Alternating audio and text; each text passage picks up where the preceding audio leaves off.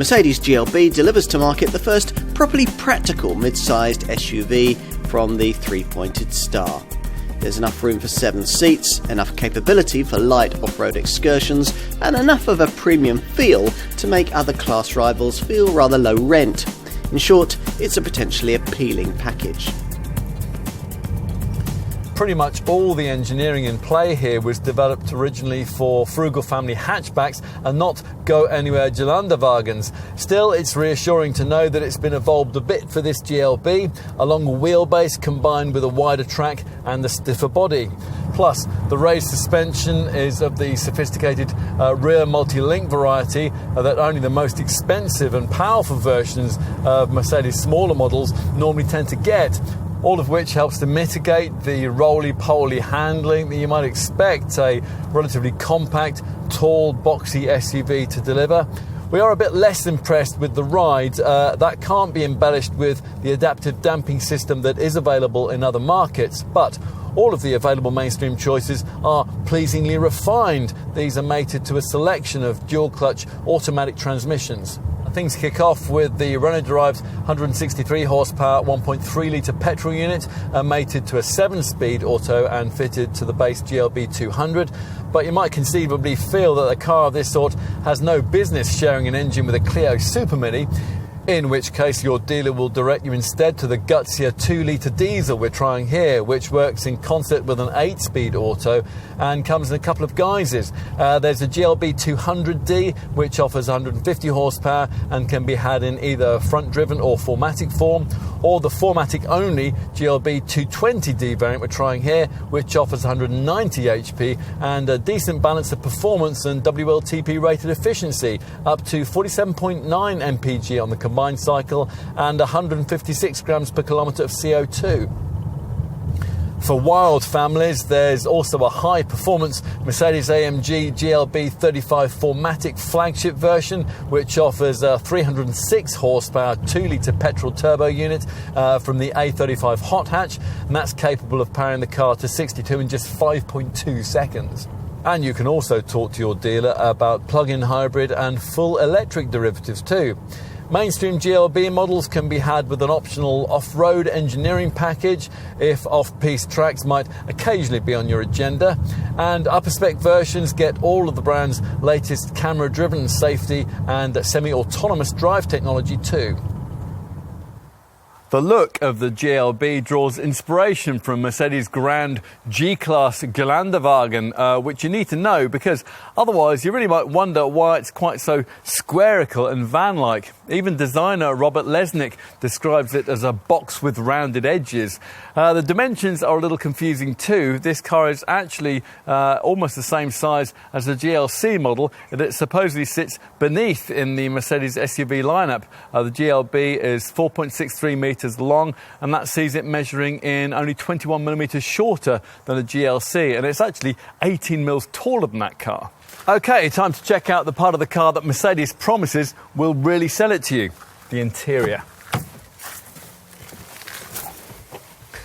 In its own way, this cabin is as distinctive as the boxy silhouette, with architecture that's shaped by the avant-garde design of the dashboard, and all of it fashioned into an interior with neat little SUV touches, like the aluminium look tubular element on the dashboard there on the passenger side, and the horizontal grab handle that's been fitted to each door. It's supposed to resemble a milled aluminium tube. Some features are of course familiar from other modern Mercedes, primarily this distinctive widescreen cockpit layout with its twin virtual displays, one for the centre stack and the other for the instrument binnacle.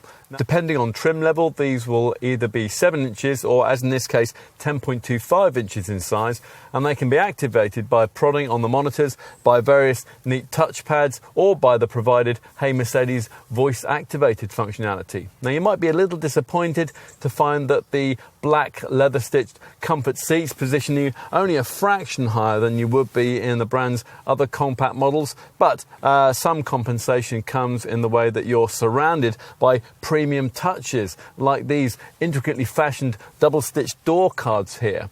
And these circular silver jet engine style vents which decorate the dash and which are an integral part of the classy ambient lighting system which brings the interior alive at night. Luxury downsizers will love this. Time to take a seat in the second row.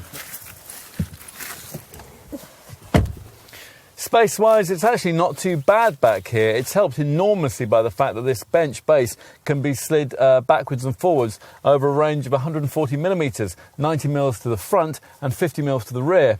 Plus, the seats back here are mounted a bit higher than those at the front, which gives a better view forward and out of the side windows. And that might help with travel sickness for younger folk. What about the third row seating? Well, you don't have to have it. Provided you're happy to have your GLB in 220D 4MATIC form, Mercedes will also offer you a 5-seat only version, but we can't really see why you wouldn't want those extra rearmost chairs.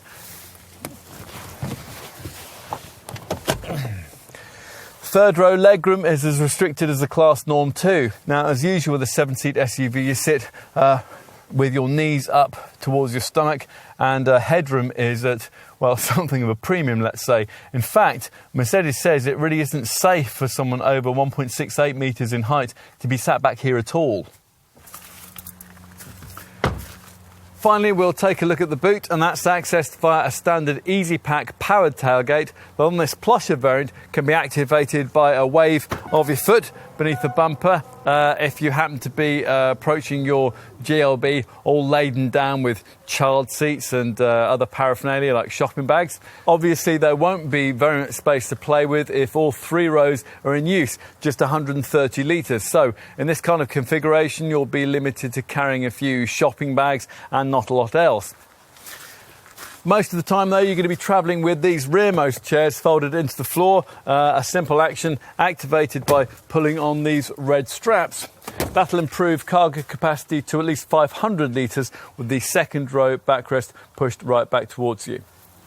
There is as much as 640 litres available if you're able to push it right forward, however. If you're able to flatten the second row in this 7-seat model, you can free up as much as 1,055 litres or as much as 1,680 litres if you load to the roof. At first glance, you might think the GLB an unnecessary further addition to the Mercedes SUV lineup. After looking closely at what it has to offer, we've ended up concluding, though, that going forward, it's likely to be a vital part of it. The brand has never before offered a car in this class that's really practical for a growing family, yet remains reasonably affordable. This is it. And in summary, well, you probably won't have started off wanting a GLB in this class, but take a closer look and its hold on you might grow. Hip to be square. There's something in that.